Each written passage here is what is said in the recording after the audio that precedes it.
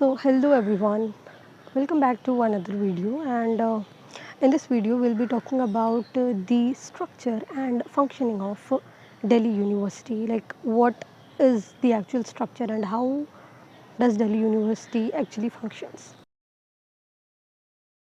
So, let's start with the campus. The Delhi University has three main campuses, which is the North Campus, South Campus, and the Off Campus. And तीनों ही campus काफ़ी अच्छे हैं. People has this myth in their head कि north campus के colleges अच्छे हैं या south campus के कुछ कॉलेजेस अच्छे हैं, ऑफ कैंपस के कॉलेजेस अच्छे नहीं होते. But I will tell you कि it's all in your mind. It's nothing like कि भाई यही कैंपस अच्छा है या यही कॉलेज अच्छा है. It's all in your mind. अगर आप ऑनलाइन किसी भी कॉलेज की रैंकिंग देखने जाओ तो इट माइट बी काफ़ी अच्छा दिखा रहे होंगे, बट जब आप उस कॉलेज में एडमिशन ले लो then you get to see the reality कि अरे यार ये तो उतना अच्छा है ही नहीं जितनी इसके हाइप बनाई गई है या जो भी इसके बारे में बताया गया है. वहीं आप किसी ऐसे कॉलेज का रिव्यू देख रहे हो जिसकी रेटिंग काफ़ी बुरी है या उनकी रैंकिंग अच्छी नहीं है, बट जब आपको उसमें एडमिशन मिलता है देन यू रियलाइज़ कि यार ये तो बहुत ही अच्छा कॉलेज है.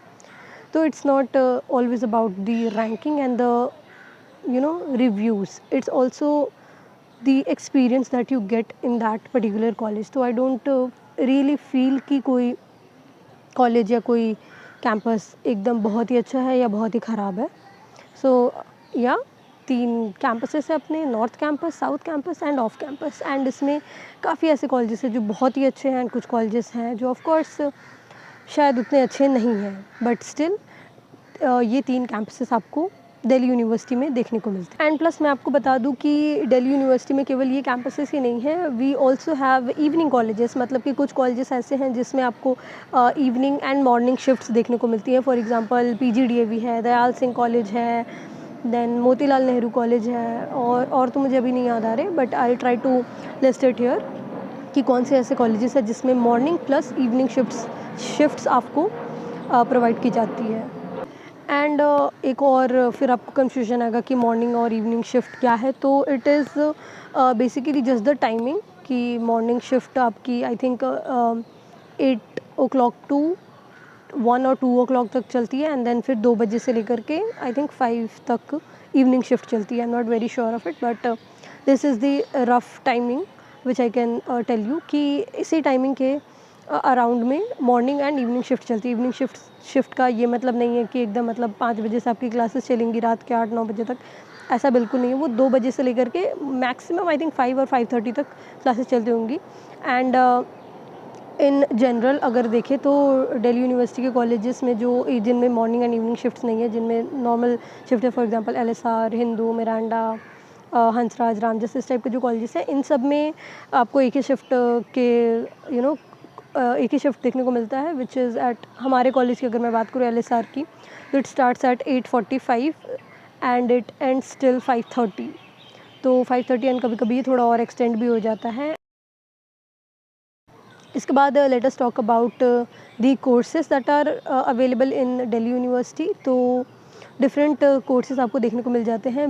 BA ऑनर्स आपको देखने को मिलता है, BA प्रोग्राम आपको देखने को मिलता है, BSc आपको देखने को मिलता है, and then you also get BTech, which is very limited in Delhi University, but yes, Delhi University also offers BTech courses.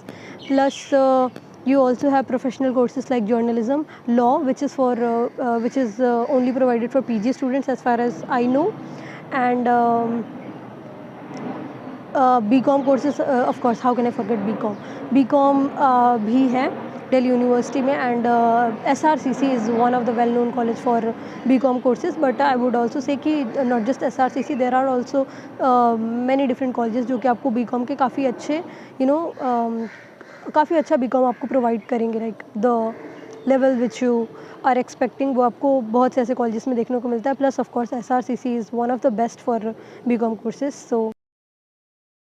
So now if we talk about the academics and the academic structure that Delhi University follows, तो सबसे पहले Delhi University follows semester वाला system, and we have एक year में we have 2 semesters. So yeah, and semesters आपके मैं timings भी बताने की कोशिश करती हूँ. So if you join in the first semester तो इट स्टार्ट्स एट अराउंड अगस्त या सितंबर के टाइम पे आपका फर्स्ट सेमेस्टर स्टार्ट होगा and it ends maximum till January ending तक आपका फर्स्ट सेमेस्टर ख़त्म हो जाएगा.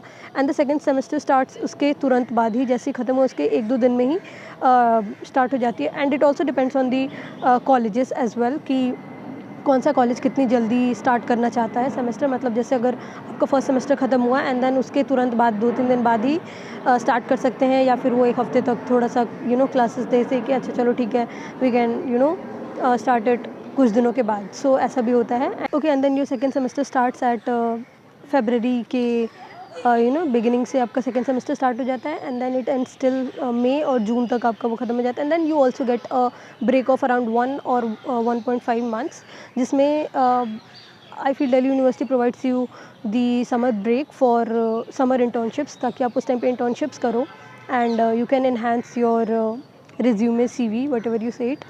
तो उस चीज़ के लिए आपको समर ब्रेक दी जाती है.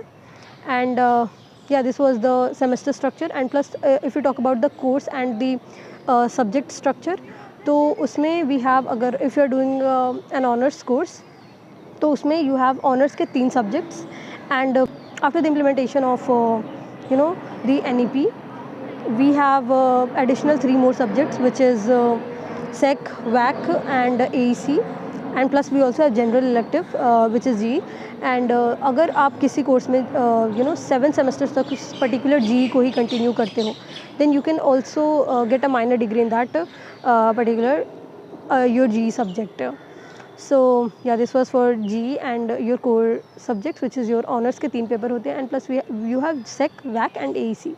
तो in SEC and VAC you have options कि आप कुछ ऐसे कोर्स ऐसे सब्जेक्ट्स यू कैन चूज़ जिसमें एग्ज़ाम्स नहीं होते हैं, तो आपको एंड सेम में उस चीज़ का, उस सब्जेक्ट का, उस पेपर का एग्ज़ाम नहीं देना पड़ेगा. तो it is a good thing because it is totally a practical subject. तो mostly you have to do the practicals. For example अभी मेरा सेक में डिजिटल मार्केटिंग था, तो I do not have a exam in that paper. I only had to do practicals, and practicals भी काफ़ी उस subject से रिलेटेड होते हैं. For example I made advertisement because it was digital marketing, तो I made a digital ad, video ad for it. And I created posters, I created strategies कि किस तरीके से प्रोडक्ट को प्रमोट कर सकते हो. तो these are some practical components which the subject provide if it is a practical paper. But apart from it, you also see कि अगर वो practical उसमें exams भी हैं, theory part भी है, still if it has practical component, तो आपको practical भी करवाए जाते हैं. तो yeah, that is about the subject. If you talk about the facilities and benefits of Delhi University, तो आई विल से कि यहाँ पर आपके काफ़ी सारे सोसाइटीज़ हैं. Societies are very active in all the Delhi University colleges. एंड आपको एक्स्ट्रा करिकुलर के लिए पर्टिकुलर एक पीरियड भी प्रोवाइड किया जाता है, हफ्ते में 3 या 4 दिन तक होते हैं. एंड हमारे कॉलेज में तो होता है. And I am very sure कि बाकी दिल्ली यूनिवर्सिटी के भी कॉलेजेस में ऐसा ECA पीरियड्स होते होंगे, जिसमें कि आपको ECA को आप टारगेट कर सकते हो, जिस भी आप सोसाइटीज़ में हो, जिस भी आप क्लब्स में हो, या फिर आप कुछ एक्स्ट्रा अलग करना चाहते हो, तो उन सारी चीज़ों के लिए भी आपको वो ECA period is plus point कि आप अपना जो भी ECA पार्ट है उस चीज़ को आप कर सकते हो.